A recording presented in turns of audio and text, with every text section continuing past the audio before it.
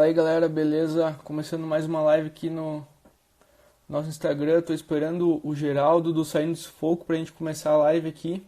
A gente vai falar um pouquinho aí sobre como a gente está investindo, falar mais focado aí em ações, análise fundamentalista e análise técnica, como a gente está enxergando aí as oportunidades do mercado e também prevenir aí alguns investidores iniciantes nessa jornada aí do investimento em ações.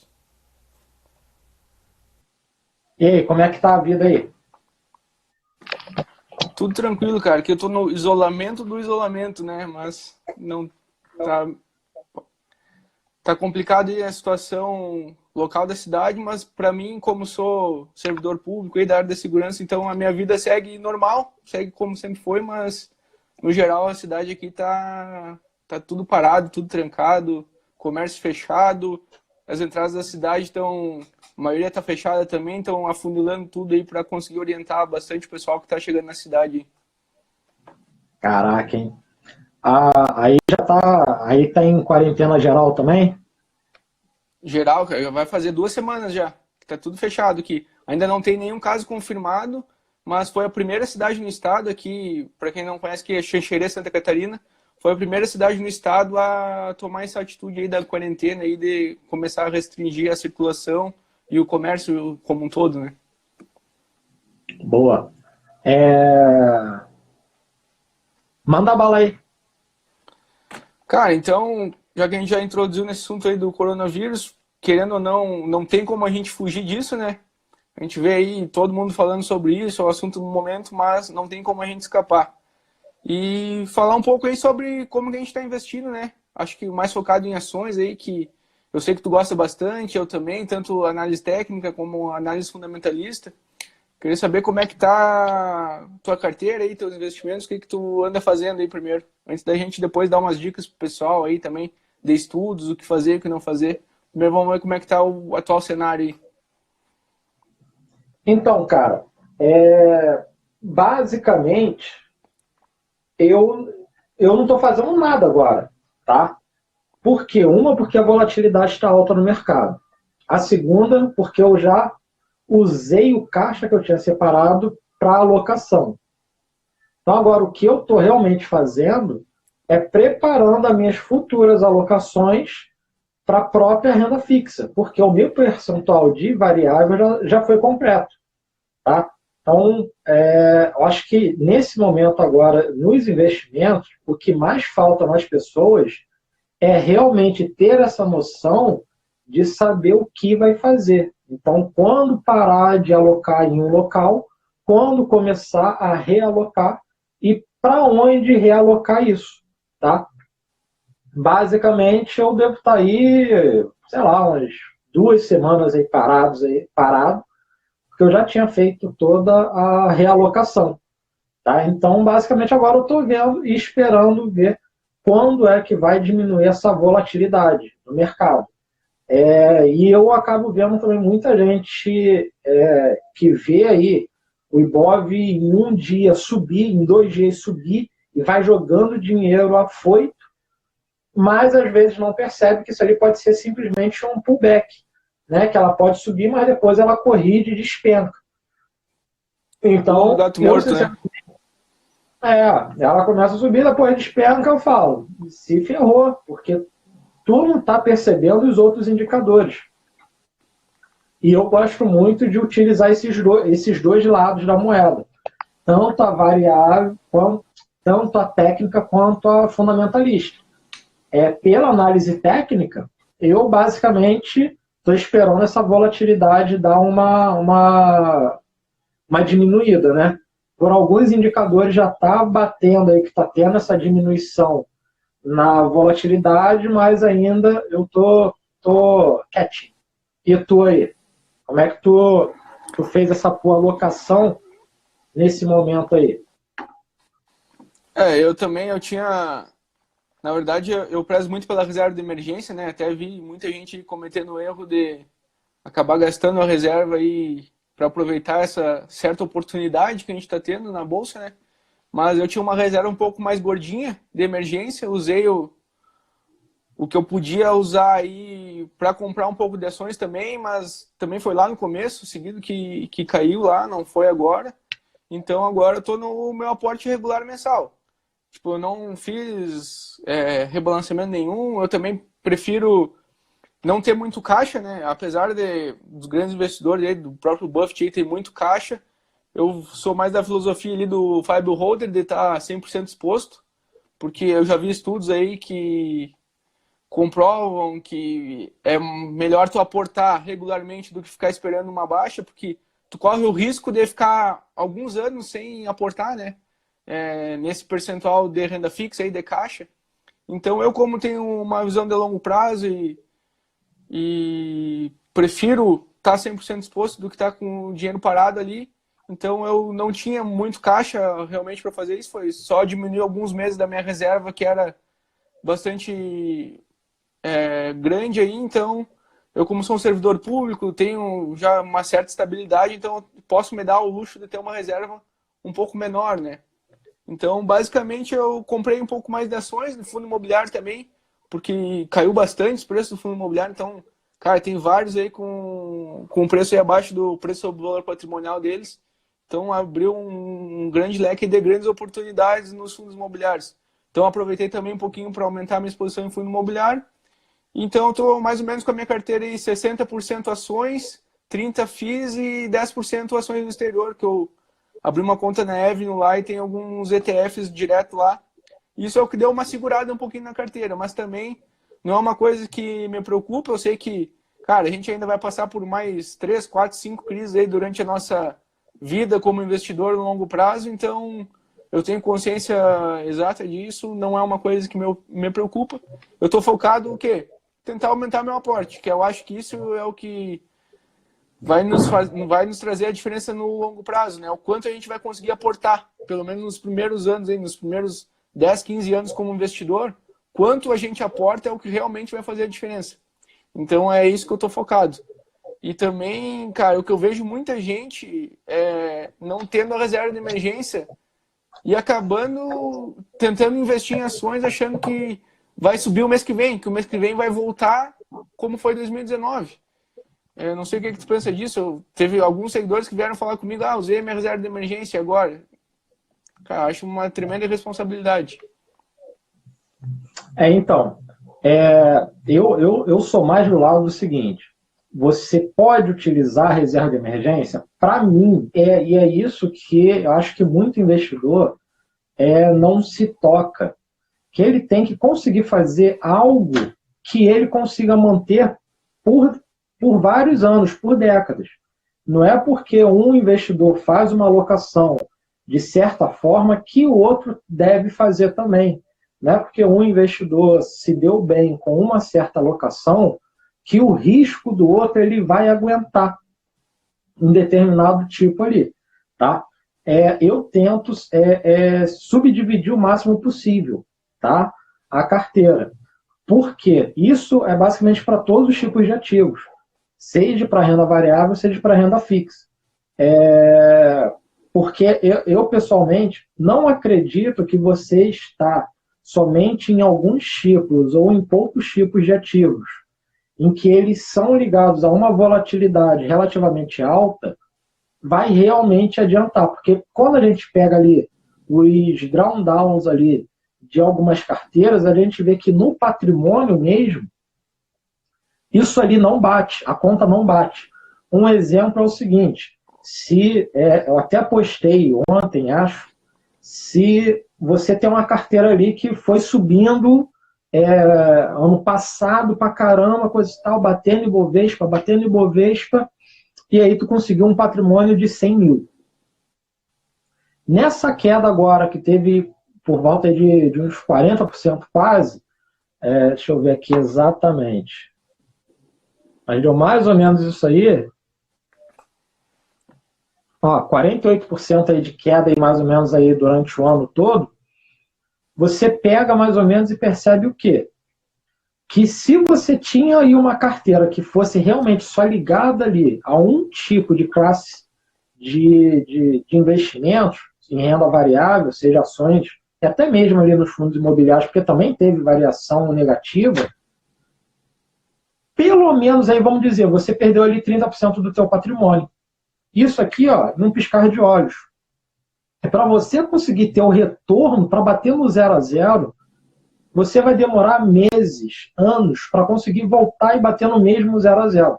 E é isso aí que às vezes eu vejo que as pessoas não pegam essa lógica de que não é simplesmente você aportar, mas você também tem que proteger esse patrimônio. Lógico, isso aí vai de cada tipo de investidor, mas quanto mais você deixar ele aqui protegido, menos você vai sofrer na volatilidade. Então, mais ou menos, eu sigo por essa lógica. Eu uso a reserva, não acho errado usar a reserva, assim como eu não acho errado fazer buy and hold, assim como eu não acho errado fazer day trade. Só que cada investidor tem que realmente saber o quanto que ele aguenta naquilo, o quanto que ele conhece de determinada filosofia para conseguir honrar os riscos, porque todo tipo de investimento é risco. O buy and hold é o risco do drawdown.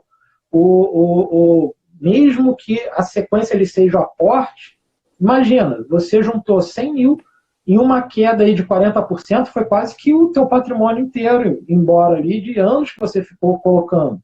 Mesmo que você fica ali no aporte, pô, tu vai ter que... É como se você estivesse correndo uma maratona e no meio da maratona tu volta pro início dela. Tu fala assim, caraca, eu vou ter que correr essa porcaria aqui toda de novo. Então, eu sempre tento equilibrar desses dois lados da balança. E realmente o investidor ele tem que realmente saber isso ali. Uma coisa que eu acabo percebendo muito é que os caras que são grandes investidores, como o Barsi, o próprio Warren Buffett, às vezes a gente ouve falar deles que eles não têm renda fixa. Eles ficam 100% em ações, mas eles têm caixa. Isso é uma coisa que eu vejo que nos pequenos investidores eles não se ligam nisso e acabam achando que é só deixar 100% do patrimônio em ações que vai dar bom. E nem sempre vai dar, porque a gente não sabe o futuro. Então, sempre tento proteger o máximo possível. Lógico, vai usar 100% da reserva? Não. Pô, usa 20%, usa 50% da reserva. Veja o quanto de segurança que realmente você quer manter na reserva. Eu sou muito dessa filosofia de tentar sempre equilibrar as coisas. Seja análise fundamentalista, seja na análise técnica. Boa. O que eu vejo assim é que o ano passado a gente estava num bull market aí muito agressivo, né? E muita gente entrou na bolsa sem ter toda essa base técnica, sem ter toda essa base teórica, vamos dizer assim, né?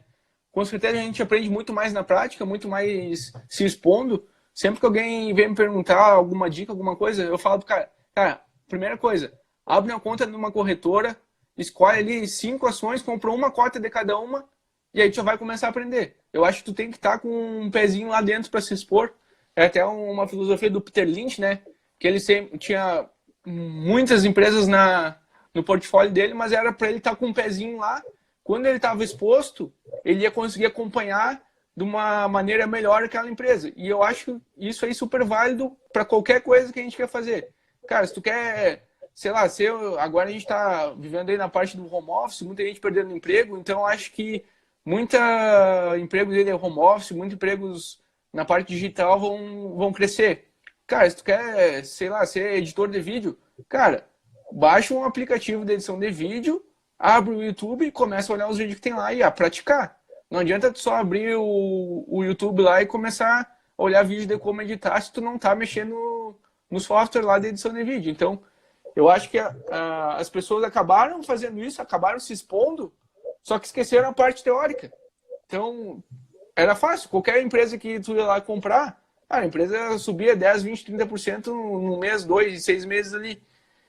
Só que agora a gente chegou numa parte que caiu. O drawdown foi, acho que o mais rápido da história, aí, quase 50% aí, que a gente vê que caiu o Ibovespa. E as pessoas, os investidores iniciantes aí estão muito assustados com isso, a maioria acabou saindo no prejuízo. Muita gente aí que acabou estudando na parte mais gananciosa, vamos dizer assim, começou a operar alavancado. A gente viu várias notícias aí de pessoas que acabaram quebrando e vão ter que desembolsar um dinheiro aí que muitas vezes até nem tem.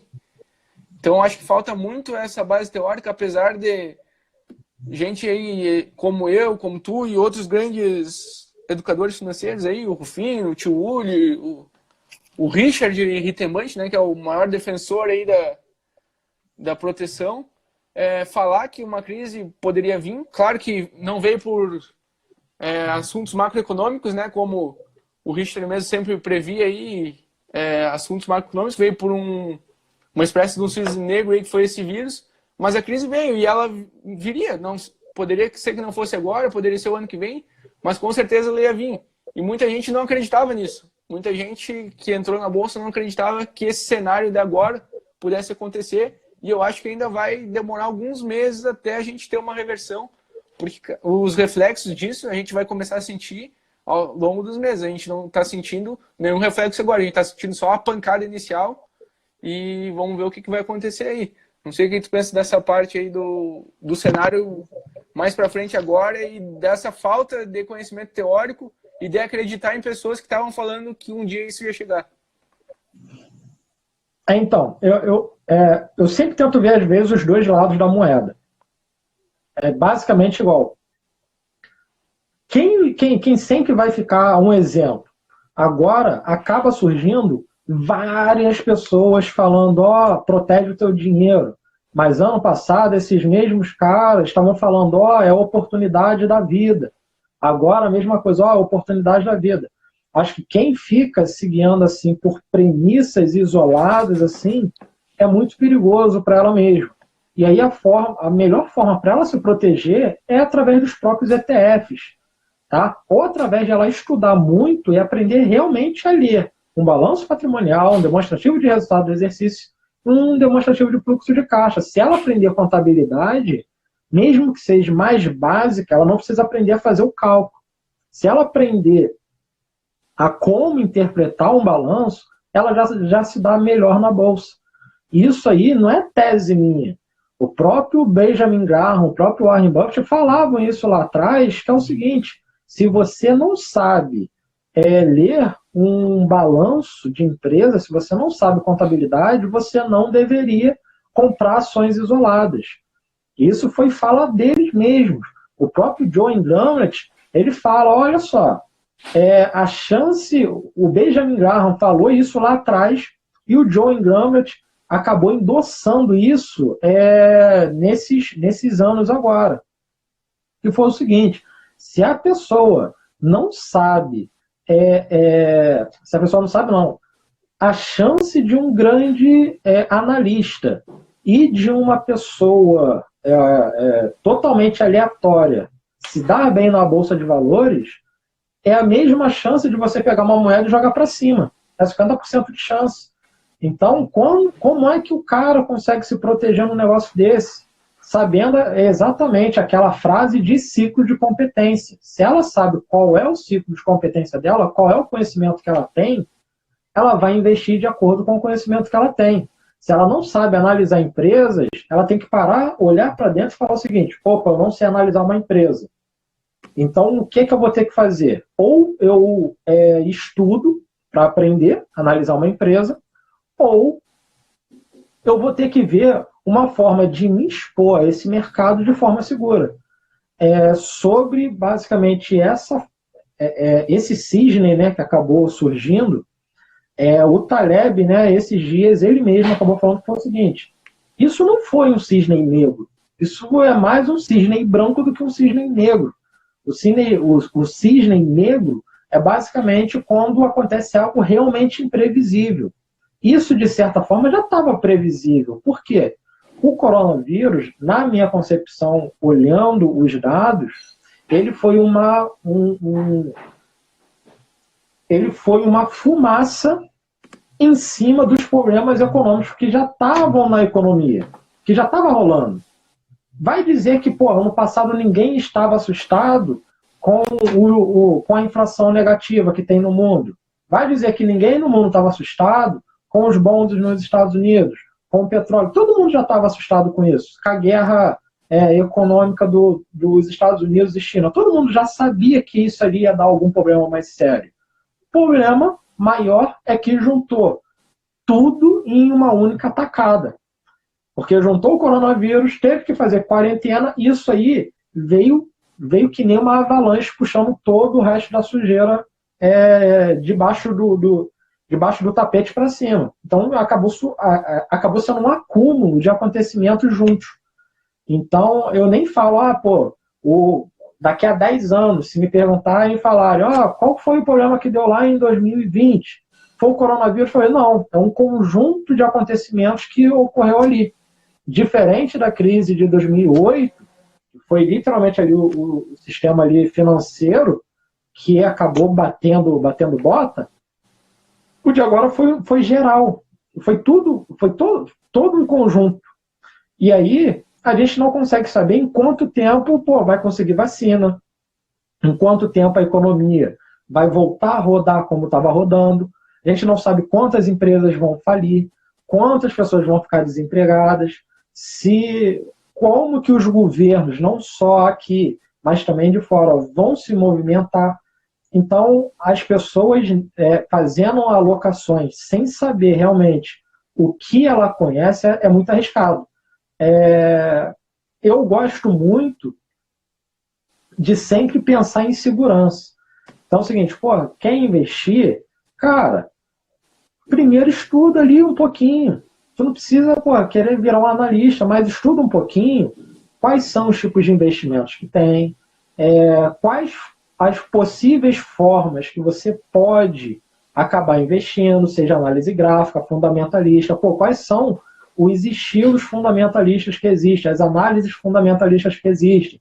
Eu vejo muita gente focando só no fluxo de caixa descontado, mas não percebe que tem várias outras técnicas muito mais fáceis de serem analisadas de forma fundamentalista.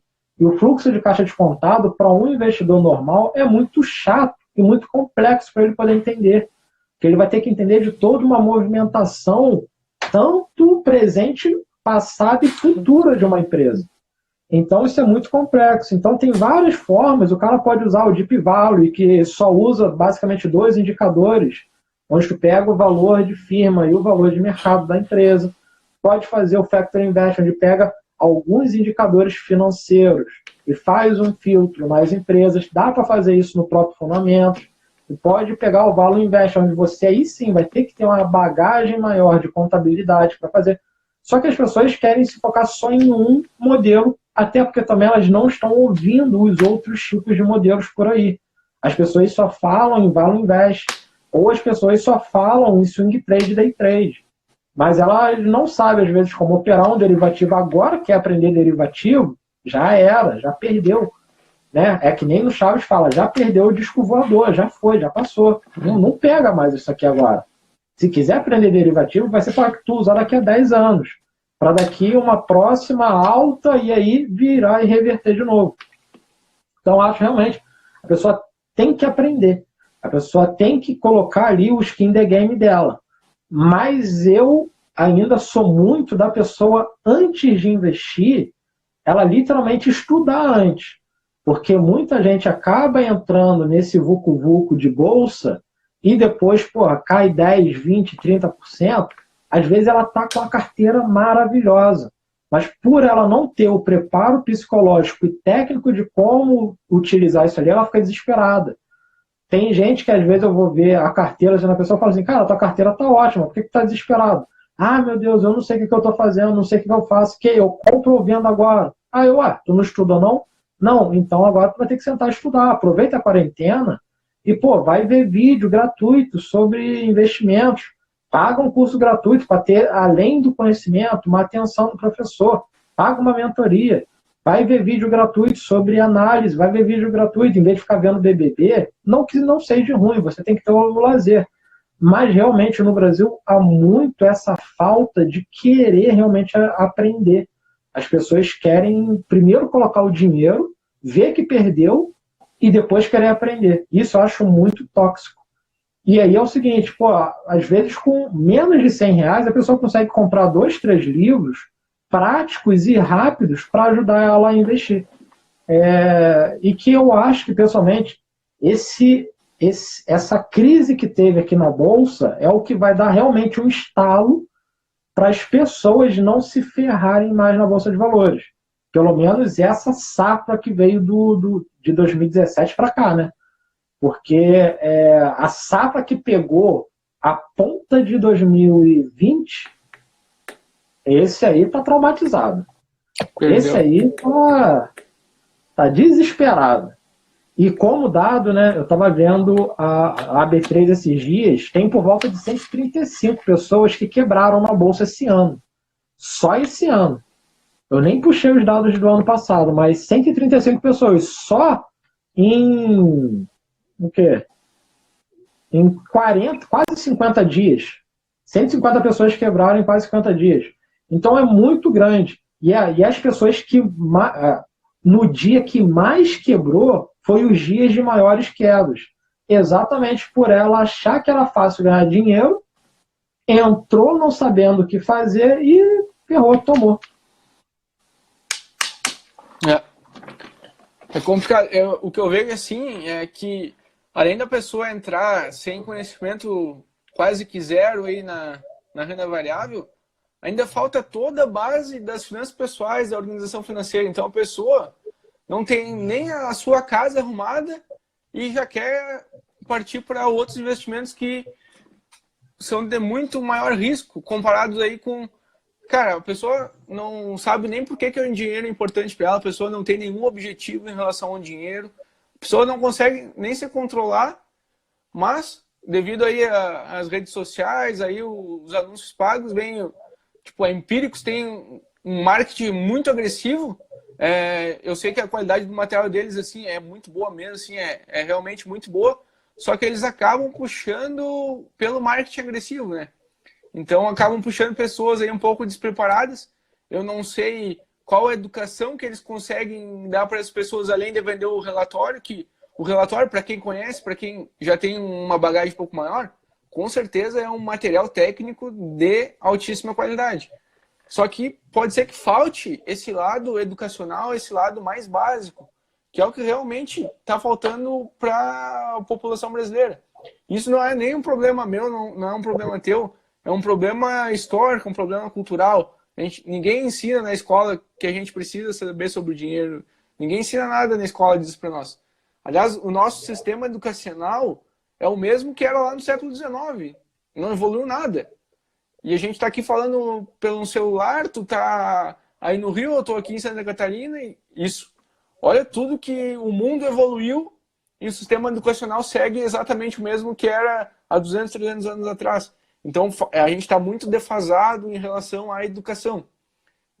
Por isso que a gente está aqui. A gente está querendo transformar essa realidade aí através da educação financeira. É uma missão muito difícil. É uma missão até quase que impossível, vamos dizer assim, né? Parafraseando aí o Missão Impossível lá, filme. Mas, cara, a gente tem que tentar fazer isso. E é como tu falou, quem entrou agora, quem comprou bolsa aí é 115, 120 mil pontos, acho que essa galera aí a gente acabou perdendo. Essa galera aí vai ser muito difícil a gente conseguir trazer de volta, pelo menos aí no curto prazo. E eu digo mais, sabe quando que eles vão voltar? Quando a gente tiver outro bull market semelhante ao de 2019. Essa galera vai voltar. E vai entrar naquele ciclo de comprar na alta e vender na baixa. Comprar na alta e vender na baixa. Isso aí, cara, se alguém fala disso, é porque acontece. Então, a gente tem que tomar cuidado. Se alguém tá falando que, cara, não, cuidado para te não comprar na alta e vender na baixa, cuida isso. E as pessoas vão lá e acabam fazendo exatamente isso que a gente disse que não é para fazer. Então, o viés comportamental é muito grande nesse aspecto. Eu até procuro fazer os meus investimentos, uso bastante o Factor Investing, que é justamente para eliminar, cara, qualquer achismo meu, qualquer viés comportamental que eu achar, eu acho que aquela empresa lá vai subir. Cara, eu tento eliminar qualquer achismo desse tipo. Por isso que eu gosto bastante do Factor Invest. Aprendi muito lá com o Tio Uli, lá nesse curso que a gente fez, né? Então, eu uso bastante. Basicamente, o que eu uso aí é planilha, números, para definir aonde eu vou investir, para tentar eliminar todo esse achismo. E também, tu falou um pouco mais cedo aí sobre quando comprar, quando vender, rebalanceamento. Cara, isso tem que estar definido. Antes de qualquer coisa, tu tem que definir a tua estratégia de investimentos e tentar deixar ela o mais objetiva possível. Então, hoje, eu tenho 60% ações, 30% fundos imobiliários e 10% ações exterior. Essa é a minha alocação ideal. O que fugir disso, eu tenho que tentar trazer de volta. E aí eu vou decidir se eu vou vender ações e comprar fundos imobiliários ou se eu vou, entendeu? E com os novos aportes também fazer esse novo rebalanceamento. Então as pessoas investem muito no achismo e pouco na tomada de decisão objetiva aí no que realmente importa, que é os números da empresa e também o pessoal de cada um, né? Cara, eu tenho uma tolerância ao risco maior. Tem gente que quer ter ouro na carteira. Apesar de a gente saber que a rentabilidade do ouro no longo prazo é horrível, a gente sabe que é um ativo totalmente descorrelacionado que acaba trazendo a carteira aí para uma volatilidade bem menor. Então, quem tem aí uma menor tolerância ao risco, de repente botar ouro na carteira é um bom ativo para tentar diminuir isso. Só que também não vai querer botar ouro agora, como tu falou em relação aí a derivativos, opções. Cara, já passou. Se tu quiser começar a comprar ouro agora, beleza, pode começar a comprar. Só que tu sabe que isso aí vai te trazer um efeito no longo prazo, lá na próxima crise que tiver. Agora já passou a hora. Então, eu vejo muito que falta muito essa educação básica e falta muito também a pessoa saber como investir de maneira objetiva, saber o seu estilo de investimento, a sua estratégia. Falta bastante nisso também. Antes de entrar nesse assunto aí, quem está assistindo aí, manda coraçãozinho, porque a gente é carente, e manda um compartilhar aí para os amiguinhos aí virem para cá também, tá? E deixar as perguntas, né? Aí quem quiser fazer pergunta aí, manda aí também. Igual, tem... Calma aí, que tá descarregando aqui. Beleza. Eu acho realmente isso aí, cara, muito, muito complicado. Só que eu também vejo que muita gente acaba acaba ficando com medo da bolsa e um pouco perdida exatamente por não saber os outros modos de analisar e achar que, eu quero comprar ação. Mas falaram que se comprar ação de grandes empresas com que pagam bons dividendos, isso aí vai dar bom no futuro. Nem sempre, tá? Porque, um exemplo, toda empresa que vai à falência, em um momento, ela já foi uma boa empresa. Então, até mesmo para você poder comprar uma empresa muito boa, você tem que conseguir analisar ela ao longo do tempo para ver se ela realmente continua boa, para ver se os fundamentos dela não mudou, para ver se o financeiro dela está ali certinho. Ou se você vai por análise técnica, você já tem que desconsiderar o financeiro da empresa. Tá? Você tem que ir lá, olhar o gráfico e ver, esse gráfico aqui está subindo, está caindo. O pessoal tenta inventar a história. Teve um tempo atrás que o pessoal vinha me xingando com a Oi. Eu falava que ela é uma porcaria. Mas e se ela melhorar? Se ela melhorar, melhorou. Mas entre pegar uma empresa que hoje está uma porcaria e eu analisar os dados de uma empresa que está tendo 10 anos de lucro, 15 anos, 20 anos de lucro, eu vou preferir uma empresa que está dando lucro. Porque o crescimento exponencial dela vai ser quase que comparável a uma empresa que está saindo da falência e veio para o boom. Um exemplo que o pessoal usa muito é a Magazine Luiza. A Magazine Luiza deu tantos 1000%. Mas, cara, se você pegar a própria loja Renner, ela também deu tantos 1000%. Pode ser num prazo ali um pouco maior, pode ser, mas ela também deu tantos 1000 ali por cento. Se eu não me engano, foi de 12 a 15 mil por cento ali, em um prazo ali de tempo. Só que qual foi a diferença? Numa empresa ali que dá lucro, você tem mais segurança naquela gestão do que uma empresa que não está dando, numa empresa que você está desconfiado. Então, acho que o que realmente falta para o pessoal é essa consciência de, parar e falar o seguinte, tá bom, eu sei que existe fluxo descontado, mas eu não vou querer fazer ele. Tem outras técnicas? Tem, pô. Tem o Value Invest, o Factor Invest, que é, né, você vai definir aí os fatores.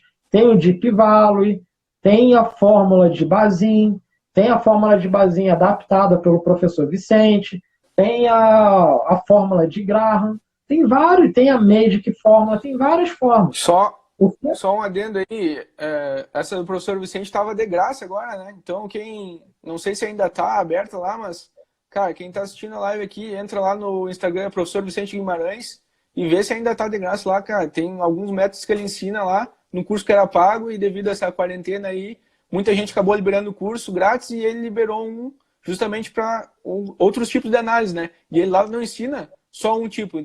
Tem 2 ou 3, tem uns 4 ali, acho que o Geraldo falou aqui, que é o Bazin adaptado, o Graham também, né? Ensina lá, eu dei uma olhada por cima lá no curso. Ensina, então, ele quem tá ensina... aqui, cara, entra lá no site, no perfil dele, professor Vicente Guimarães, e vê se não tá disponível ainda lá.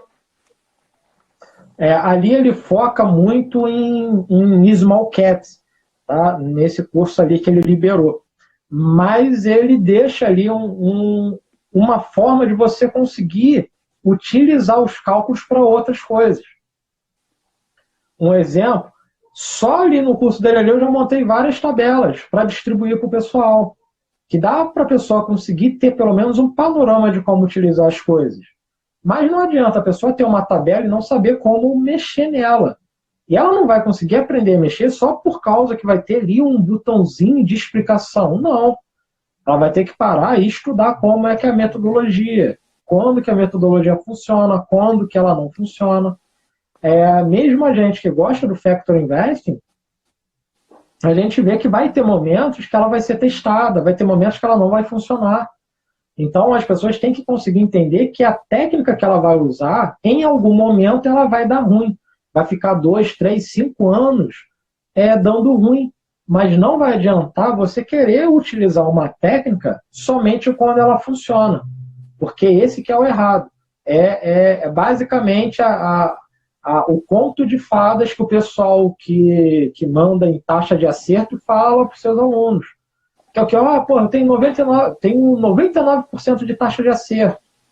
Ok, professor. E o teu 1% ali de perda? Quanto é que você perde?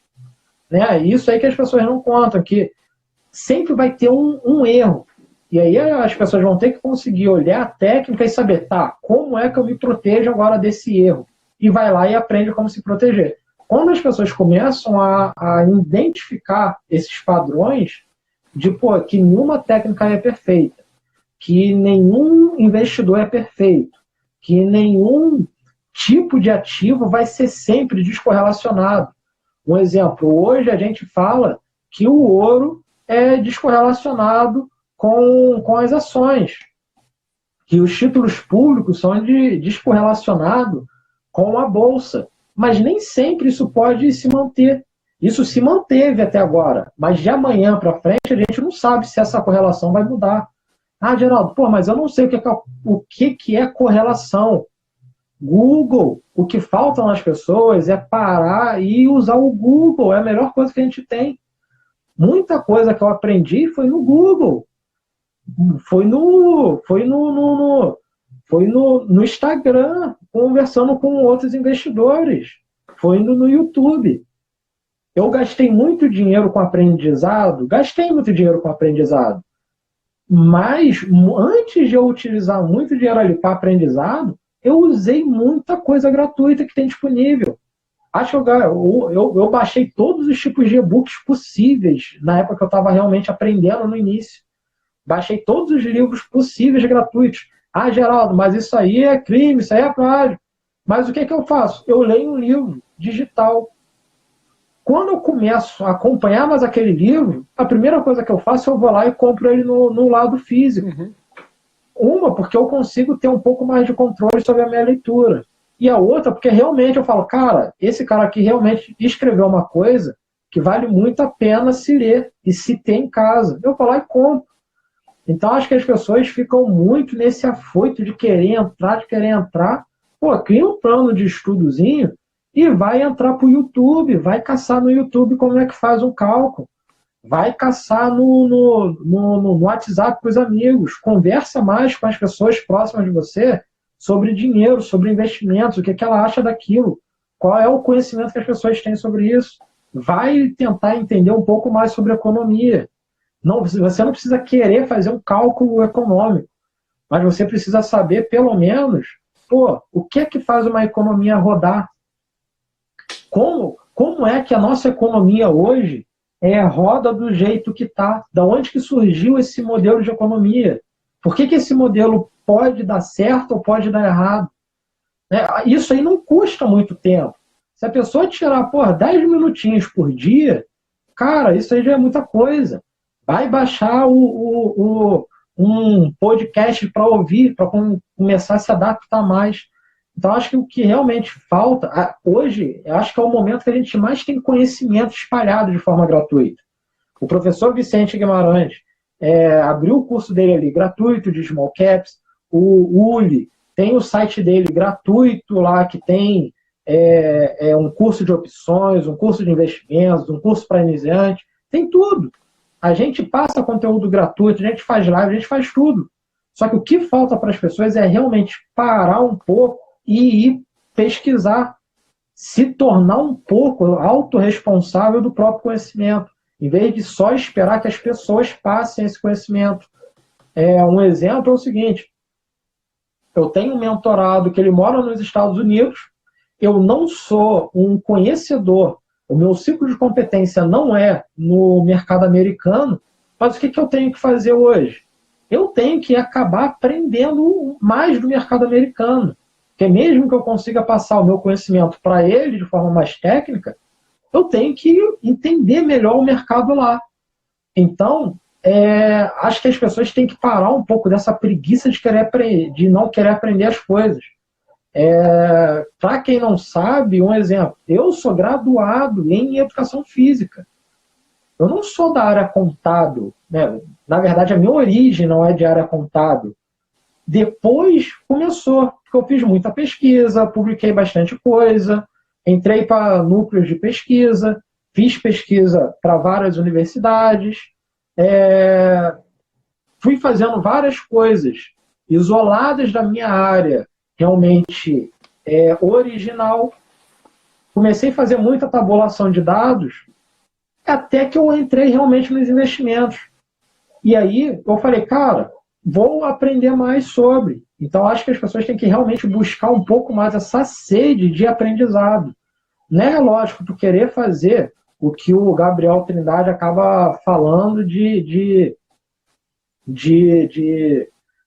acumulação mental ali, né? Fazer um estrupo mental ali, absorvendo um monte de coisa. Às vezes as pessoas compram 10 cursos e não assistem um. Compram um mega curso de um mega investidor e não assiste. Então acho que as pessoas têm que realmente falar e parar. Eu vou assistir um curso. Mas esse um curso que eu vou assistir, eu vou levar ele até o final. Eu vou começar a estudar sobre renda fixa. Mas esse estudo que eu for fazer sobre renda fixa, eu vou querer aprender aqui tudo que tem sobre renda fixa. Eu vou estudar sobre ação, então eu vou buscar aqui o máximo possível de informações sobre ações. Quando a pessoa começa a fazer isso, ela para de entrar em grupo de Facebook, que o pessoal só fala besteira. Ela para de ficar se guiando e ficar mandando mensagenzinha nos stories dos grandes investidores, falando assim, eu compro ou vendo esse ativo. O que você acha desse ativo? Que a pessoa vai ter mais alta responsabilidade com o conhecimento dela. Então, basicamente, eu sou muito pró da educação, das pessoas terem que se focar e realmente utilizar esse século XXI que a gente tem em favor dela. Então, utilizar a internet que está na mão dela, que tudo gratuito está na mão dela.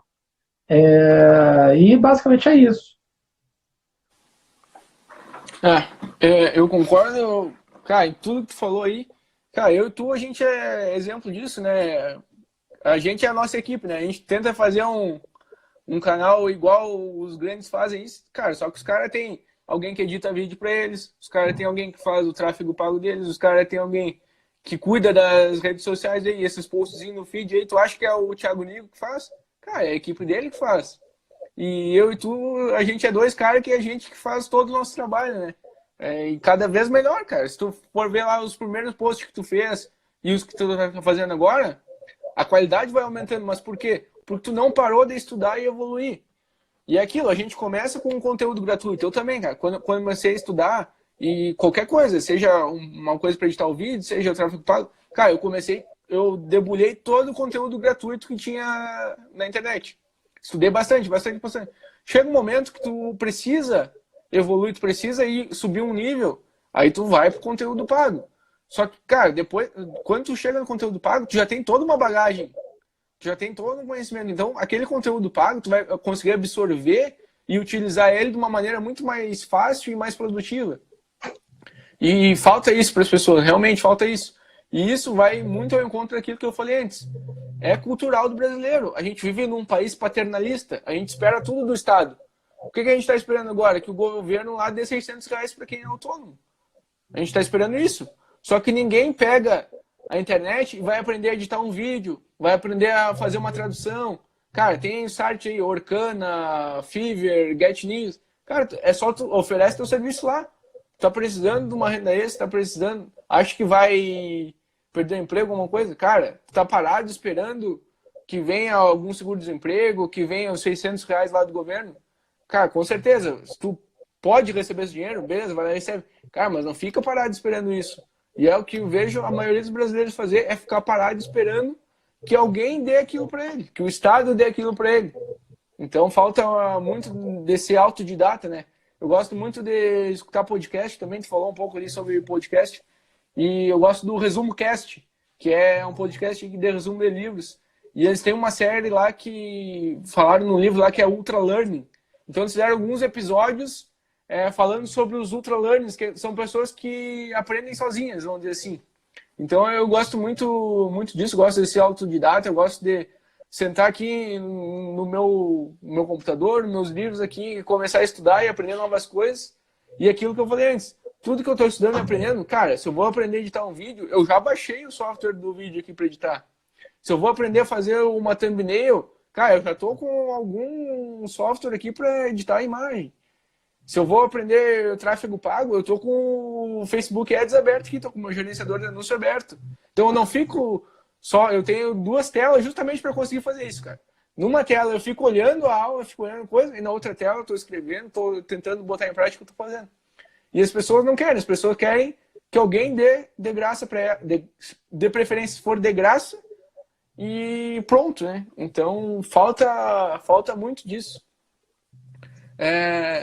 Voltando aí só para finalizar, uma questão que eu queria te perguntar aí sobre as ações. O que tu acha da pessoa misturar análise fundamentalista com análise técnica? Eu vejo muita gente investir numa empresa porque, sei lá, porque uma casa de análise recomendou e tal, de maneira fundamentalista, e aí a pessoa quer misturar o gráfico junto para, sei lá, sair da ação, acabar vendendo. Muita gente que entra pensando no buy and hold e acaba fazendo um trade. O que tu pensa disso aí também? É falta de conhecimento também, né? Mas qual a relação que tu vê nisso aí? É muito prejudicial ou não? Então, eu vejo, como eu te falei, eu tento sempre equilibrar as coisas. Então, eu não acho errado. Eu acho errado ela fazer como você falou. Ela decidir que vai por um fundamento, só que ela decide vender por um preço. Tá? Quando ela mistura isso aí, dá ruim. E uma história aqui que eu conto é o seguinte: o pessoal fala muito do Warren Buffett, que ele é o grande buy and hold. Só que o pessoal não percebe que os inícios das décadas ali do Warren Buffett, na juventude dele, ele fazia compra e venda por preço. Tá? Que foi basicamente a técnica que o Benjamin Graham ensinou a ele. Foi o quê? Era comprar mixarias, empresas de mixarias, e vender a preços mais caros, que é basicamente a teoria ali do Deep Value. Então, eu não acho errado a pessoa utilizar a análise fundamentalista com a técnica. Eu acho errado ela não saber juntar as duas. Porque da mesma forma que você tem que ter o cuidado na análise técnica de ou você definir por taxa de acerto ou por payoff, de você saber dosar a tua mão, de você saber interpretar um gráfico, de você saber pô, os indicadores gráficos, de você saber ler um candle, você tem que fazer a mesma coisa no fundamento. Se você sabe fazer muito bem os dois, você agora só vai ter que saber como unir elas. Se você não saber unir elas, não mistura. Agora, se você... Um exemplo aqui que eu dou é o seguinte, eu acabo fazendo muito isso. Eu sempre ouço muito trader falar o seguinte, trader não olha fundamento, olha só tendência. Eu já discordo. Por quê? A gente vive em risco. Tudo que a gente vai colocar o dinheiro é risco. Então, se por algum motivo acontecer algum tipo de risco, eu quero estar com a segurança, principalmente intelectual e mental, de que se algo que eu calculei ali na minha análise técnica der errado, pelo menos os fundamentos da empresa são bons. Então, eu sempre tento unir as duas coisas. Se a empresa é uma boa empresa, eu vou lá no gráfico e vejo como que é a batida gráfica dela. Se realmente é uma empresa boa para fazer trade. Tá? Se eu olho pelo gráfico ali, eu paro ali e vejo e falo, pô, isso aqui é uma ótima empresa para fazer trade. Mas, pô, o financeiro dela tá bom? Por quê? Isso aí me dá uma dupla segurança de eu não cair simplesmente no meu erro operacional, mas também não cair num erro como um cisne negro. Por quê? Em um erro como um cisne negro, a gente viu que a XP não segurou a pencada de volatilidade, grandes investidores não conseguiram operar por ela, a Clear já faz isso no dia a dia, né? Quem dirá no que aconteceu aqui. Então, a Clear já fez isso. Todo o sistema acabou dando ruim. Então, o cara lá montou lá, deu um erro ali no operacional dele, se ferrou. Se ferrou por dois sentidos. Tá? Então, basicamente, eu não acho ruim. Eu só acho que a pessoa tem que conseguir realmente entender muito bem, ou relativamente bem, o que ela está fazendo. E, principalmente, eu sempre olho na ponta de risco. Para eu saber se isso ali é bom ou ruim, eu olho a ponta de risco.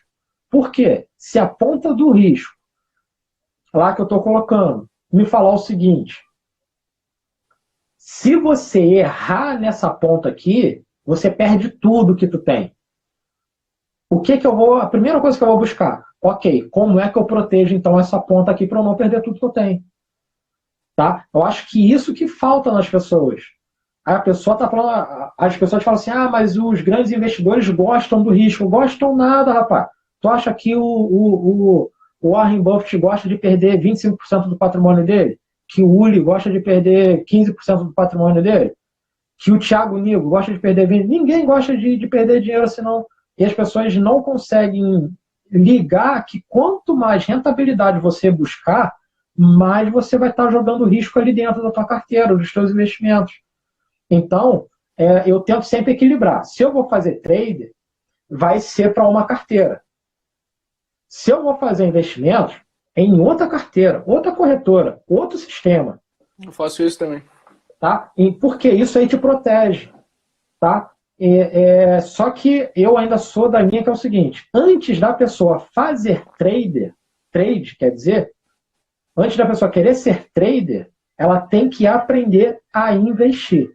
Por quê?